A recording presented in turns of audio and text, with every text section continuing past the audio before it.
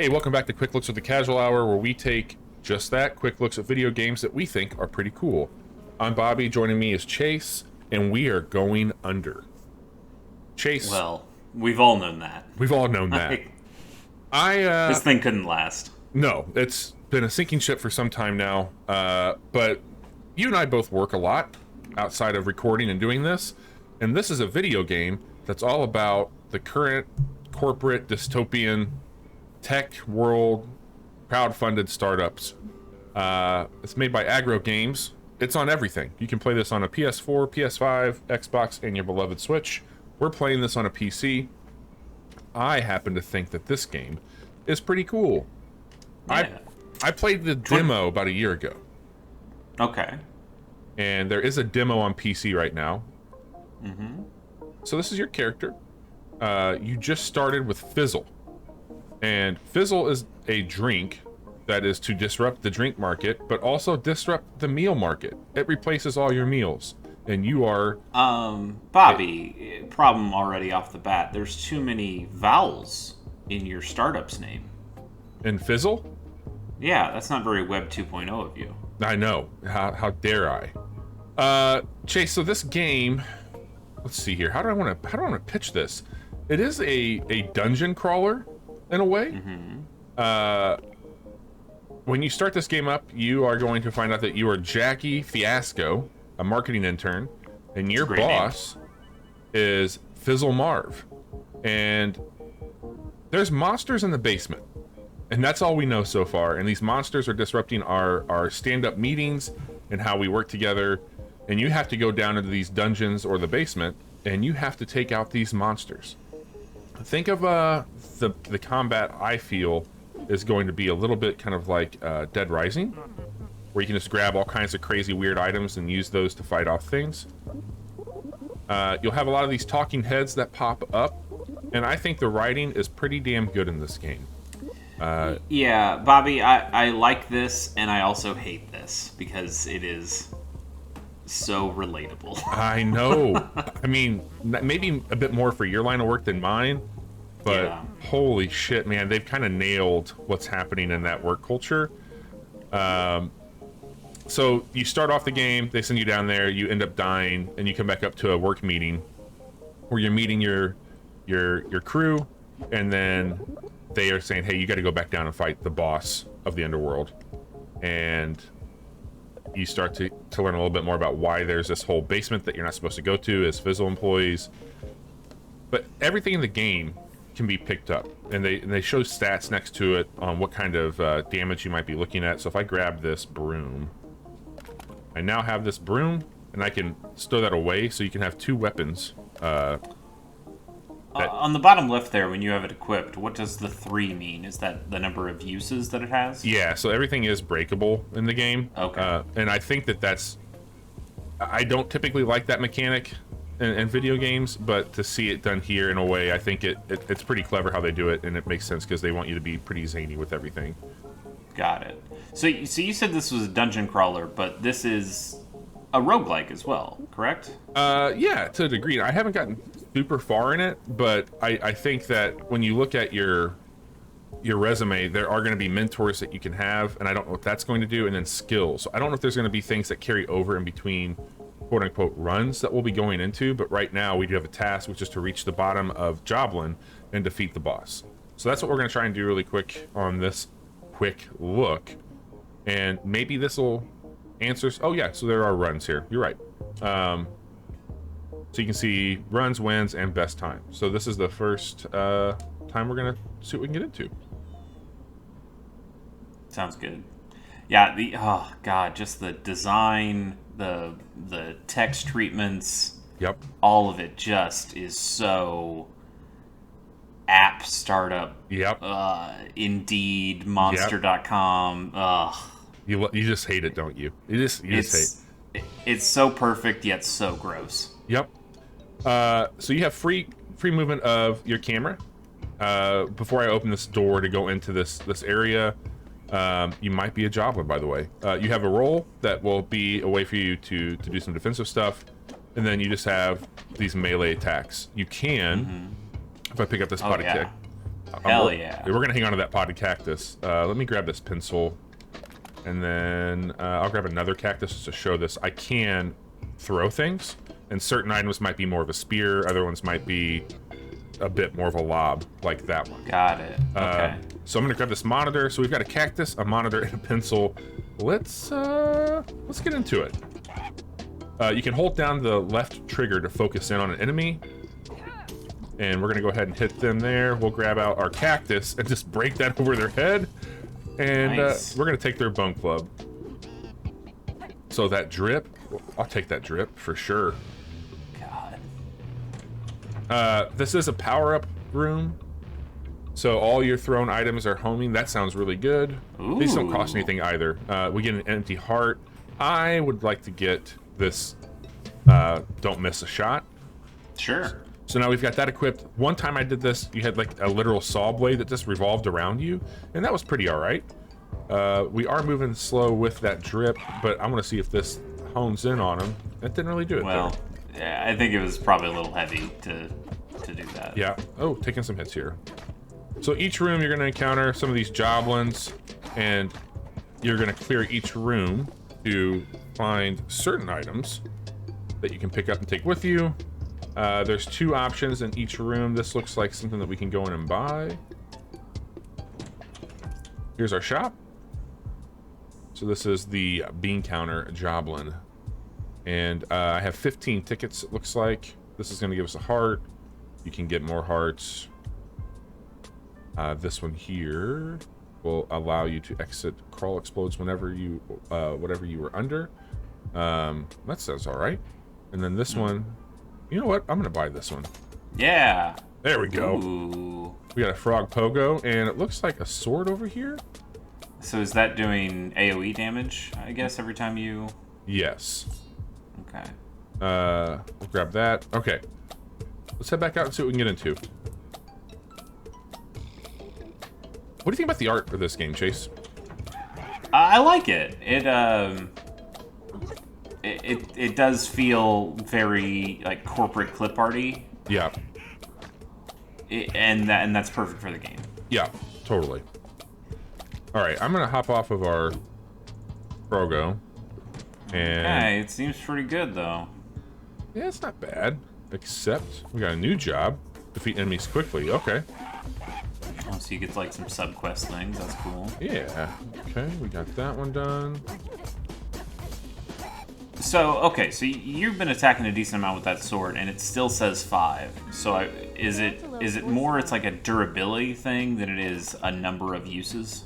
I think that it is a durability rather than a number of uses or damage. Okay. This thing looks pretty all right, Chase. It seems a lot better than like a cactus or a coffee cup. I don't know if this is like a save area. Scan for side. Okay. Oh shit! Didn't mean to do that. Ow. Oh. Nice. Nice. That was all right. And it looks like we got another gift here. Cubicle loves you. Yeah, Cubicle is a company that you're working for. By the way, Okay. they have. I thought you were working for Fizzle. So yes, but come back from defeat stronger than before. Okay. Cubicle is the conglomerate that owns Fizzle. They bought all these startups. Okay. So is this more like a temp job thing for you?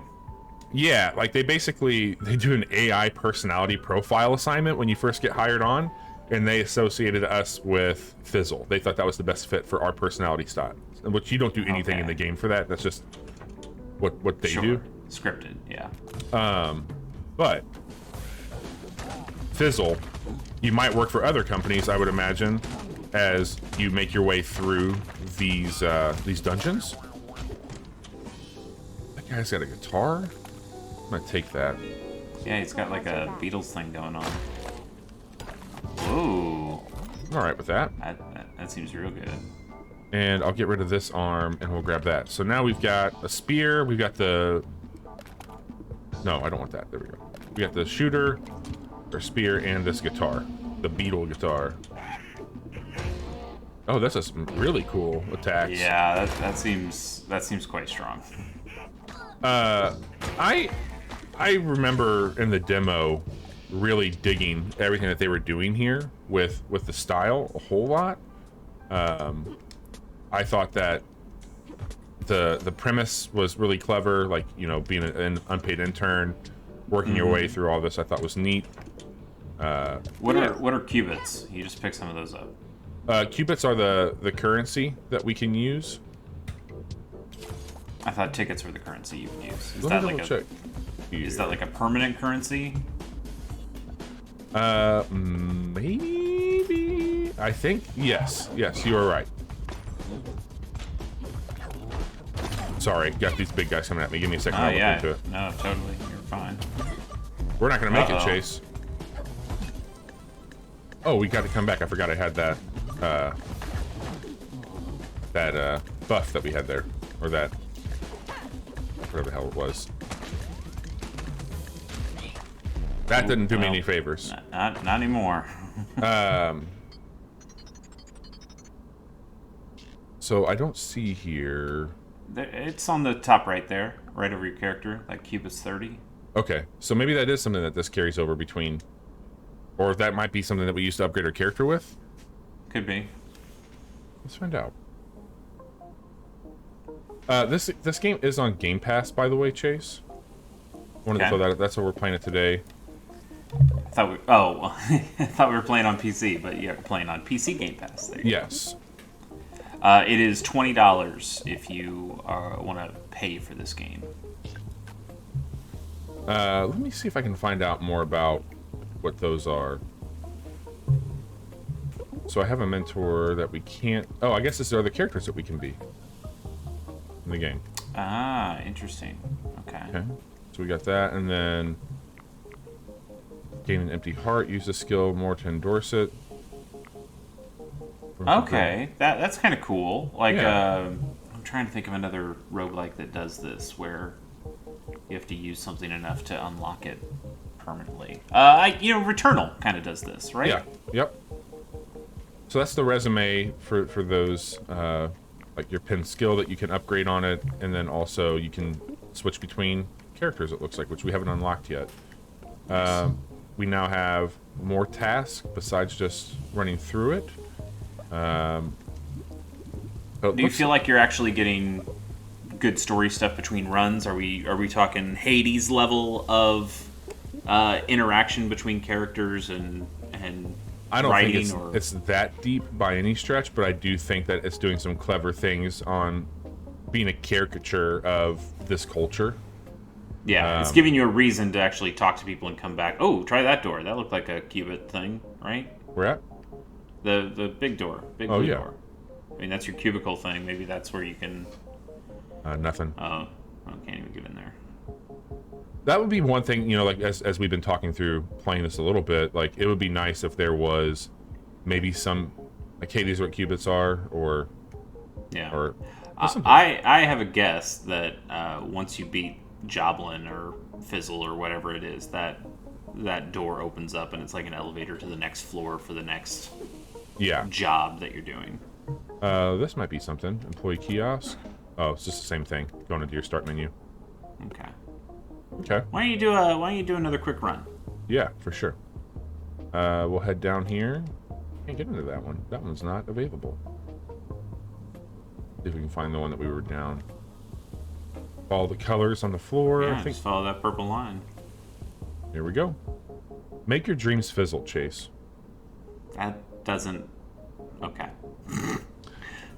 so we need to get an espresso machine too, if we find one of those. I think that's what the other quest was. Yeah. Okay. So buy one of those from the cafe. We'll get this ping pong paddle. And we'll grab one of those.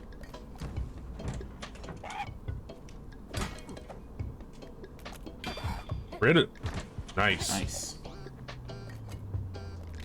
Okay. We'll Digging the music. Yeah, I like the music. I like the style of this game a whole lot. I think it's doing some pretty cool things on that department. Nothing in here. Keep moving. I think we got them knocked out. Oh, that was a sus one. I should have saw that when we were knocking it. Espresso. We do not have enough to get it. Maybe next time. Maybe next time.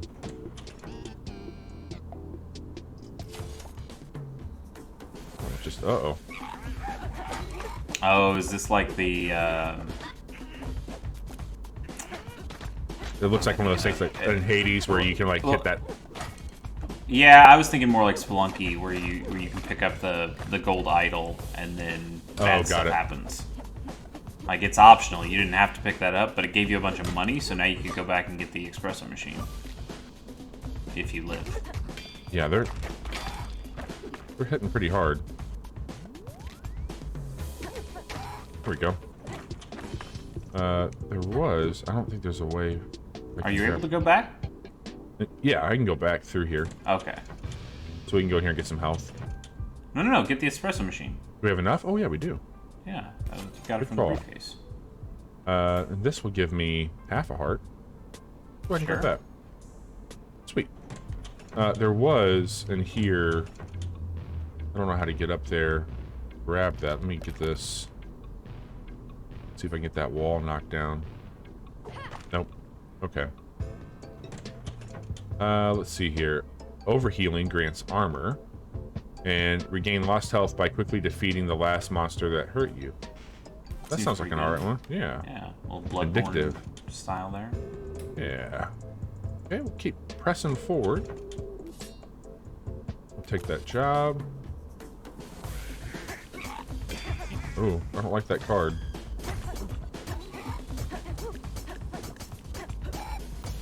Very nice. And I think that's the meat. I like that you can pick up. It's that meat, Bob. It's that meat. And I like this hammer a whole lot. Hell yeah. You know I'm a hammer guy. Let's see what we can do.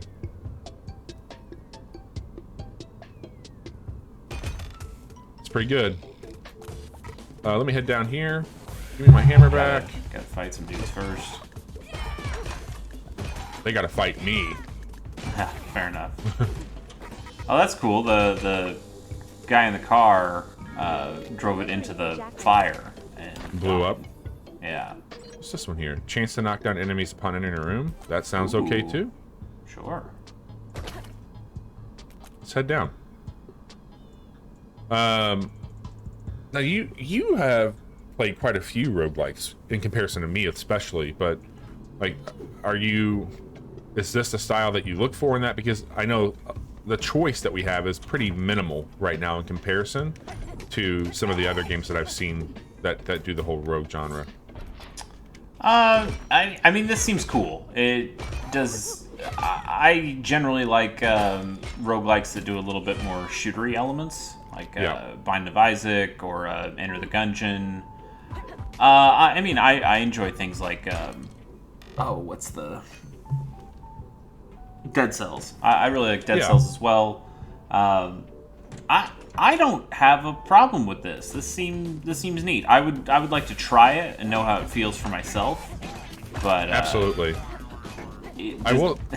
Like the parody of the startup corporate world is both extremely turn off and also extremely funny in that it is skewering things that I have to deal with. Sure. I just had a person on my team tell me that they would circle back with me, and it made me want to gag. In the same way that this does. What is your least favorite corporate, so circling back, right? Like that you've mentioned that you don't like that one. Let me ask you, what are your thoughts on the term, hey, let me just piggyback off what you're saying there.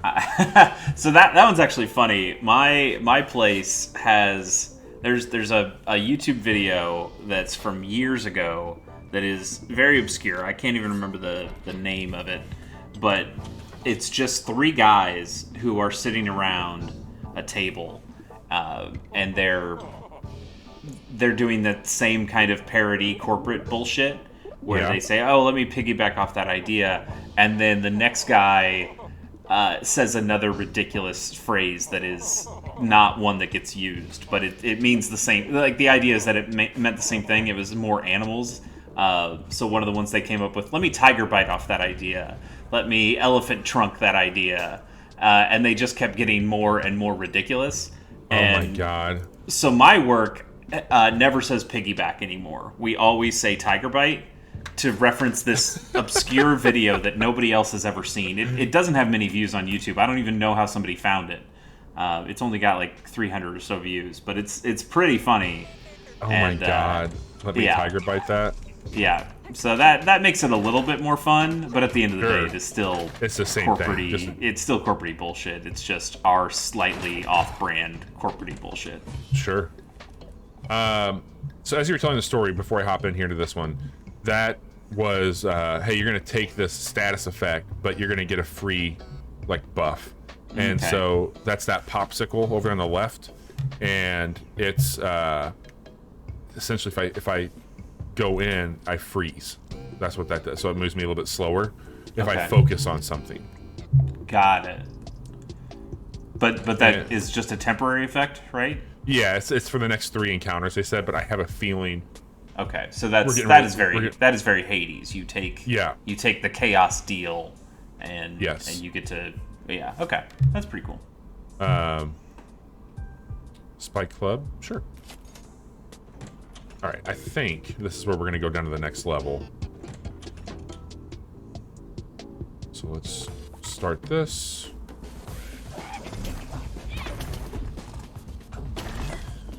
Ow. Need something a little bit faster, I think. How do you feel about the camera in this? I think that if you move it, it's all right. But I think that outside of that, it's a little hard. Yeah. Especially with it being kind of somewhat over you, but. Yeah, I mean, one of the things I really like about a game like Dead Cells or Binding of Isaac is that the camera is locked. You are, in one way or another, 2D or side-scrolly or top-down. Sure. There is a locked camera view, and it's just one less thing for you to worry about. And it's one of the things that I don't like as much about a game like Risk of Rain 2. When they go to 3D like that, now you have to have camera controls, and it's just another thing for the player to have to worry about. And this game is doing a similar thing. But also, I think it gives this game more of a uniqueness that it is a 3D space. But there you go. Like, you would have to move that camera around to be able to see that car moving. You might not have even known that last enemy was there. Oh, shit. Oh, okay, this changes everything. All right. We got the beetle guy. Ow. God, they're just whipping my ass over here. All right. Not the best there, but we got further than we did last time. We did get that espresso machine. And, oh, here we go. Cool. So as you had them... all right, now I see what's going on here. Yeah. This is cool. I do like some of those mechanics quite a bit. I would say that this is maybe one of the more approachable roguelikes I've played. Sure. I do appreciate a roguelike that is more like Rogue Legacy in that, hey, there are some permanent upgrades you can get, some persistent things, while still basically going through the roguelike elements. It does make those kinds of games harder to go back to once you have completed it. Like, I feel no need to go back to the original Rogue Legacy because I quote unquote beat that game. I beat all the bosses. I unlocked all the upgrades. But for something like Dead Cells, that game, the only persistent elements in there are the chance to find different things in a run. You have to buy the blueprints essentially for something, so you can now find it in a run. But the runs themselves are pure and stay static in that way, which I think makes it easier to go back to that game time and time again because it's not, you're not going to be overpowered. Like Hades also has that too. If you play the God mode version, where you keep getting defensive bonuses until you get to a point where it's like, okay, now you can just beat the game because you have so much defense. Absolutely. So we got I think Tappy is how you say her name, and Sure. Tappy is a mentor. So the way the mentors work, you don't actually switch characters, but if I go into this here, so I switched over, no mentor, we go to Tappy, and you can see that there'll be things you can progress here for perks that you can Okay. unlock. That's cool. And yeah, so while Tappy is our mentor, we'll have the ability to earn more money throughout our run, which that's a pretty, like, this is cool. Like, you can swap these people out, so now she's assigned to us, and as we were talking about, like, I started to put, you can see that I'm working on Scaled Up. Yeah. Vindictive. You can start to build a play style out of this. And Yeah, that's absolutely. interesting. And look, like, I haven't spent a ton of time with this game, but like even this throughout this quick look and like talking to you about some of these other games, like I really dig what this game's trying to do. Camera stuff aside, I think that it's got a cool, like, very laid back approach to it. It looks like the stuff in between your runs is going to help build some of these social links that will be things for like quest or even your mentor strengths. And I like the writing quite a bit. So now we got tasks and all kinds of stuff. I think that's probably pretty good to give everybody a taste of what going under is. Yeah. And 20 $20 is on everything. Looks pretty cool. yeah, absolutely. I think that, again, if you have Game Pass, this is on cloud, console, and PC as we're playing it.